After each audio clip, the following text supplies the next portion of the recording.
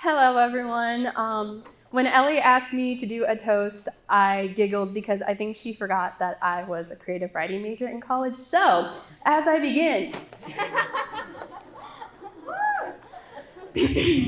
no, I'm just kidding. Here it is.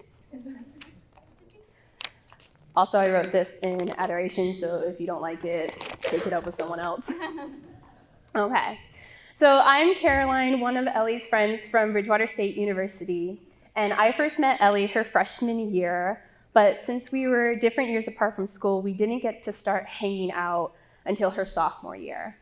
But I would always see her around the Catholic Center, and every time that I would see her, I was struck by her joy and her femininity and her desire to know the Lord.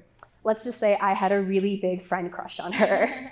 But the Lord answers desires, guys, because we started to become really close during COVID, when COVID was ruining everybody's life. Ellie quickly became my Mamma Mia, Pride and Prejudice, prayer partner, and letter writing buddy.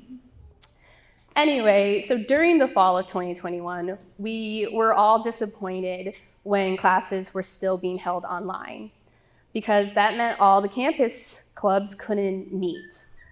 But we found a way around it.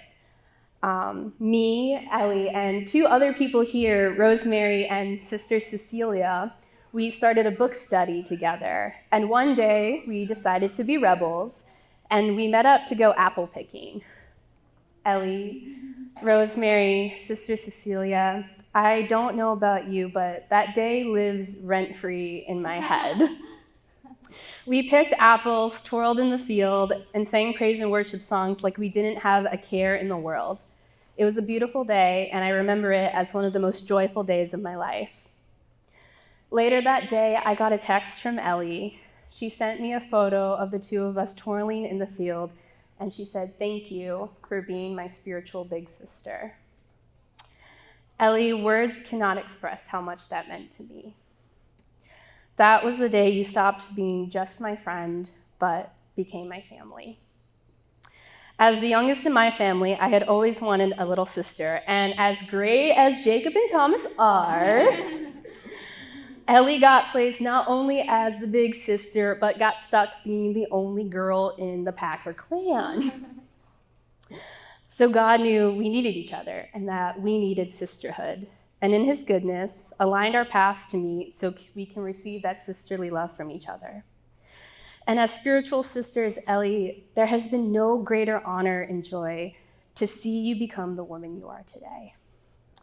I watched you grow into a leader, a moral authority, a conduit of the Holy Spirit, a spiritual big sister to others, a dedicated teacher, a loving friend, and now a glowing bride.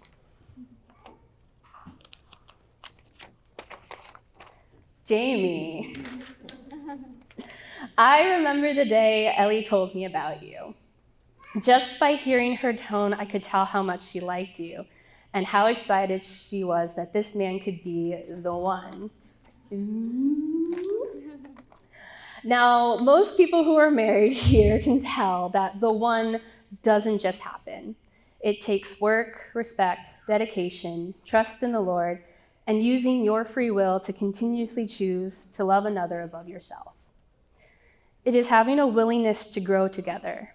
Today, you made a covenant with each other and a covenant with God. When trials come in marriages, the world today loves to tell people to end the marriage for the sake of deserving better. But who could be better than the person you chose to vow yourself to? Now, I'm not saying you can't call each other out on bad behavior. In fact, you should. Because as your spouse, it's your obligation to.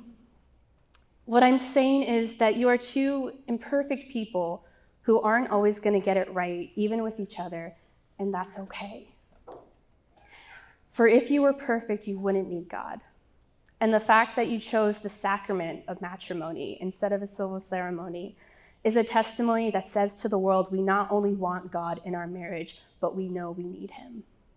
Your choice to love God and to love each other is what will make your marriage not only fulfilling, but blessed too. Jamie, thank you for loving Ellie and for choosing her. While I didn't witness your love story unfold in person, I saw how your love affected her.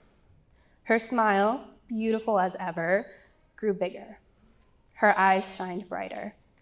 A peace radiated from her, and she had a joy that could only come from being loved well.